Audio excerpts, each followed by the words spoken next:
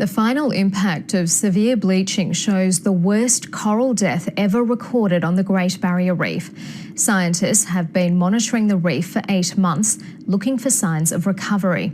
Their final survey shows 2/3 of coral has died along a major stretch of reef off North Queensland.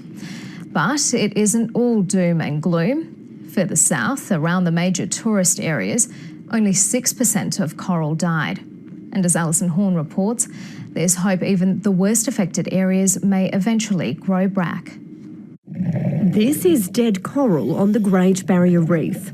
Once a colourful tapestry teeming with life, now parts resemble a wasteland covered in algae. It's the result of severe coral bleaching. Corals that don't normally bleach have. Researchers have been surveying the same sections of reef over the past 8 months to test the recovery rate of bleached coral. For about a 700-kilometre stretch of the reef in the far north, we've now measured a loss of 2/3 of the corals that were alive in April and now are dead. The worst affected region of the World Heritage Area is north of Port Douglas, but further south in major tourism hotspots, it's a different story. These images show once bleached corals in the southern region now recovering. The good news is that south of Port Douglas, including the major tourist areas around Cairns and the Whitsundays, have had relatively low levels of mortality.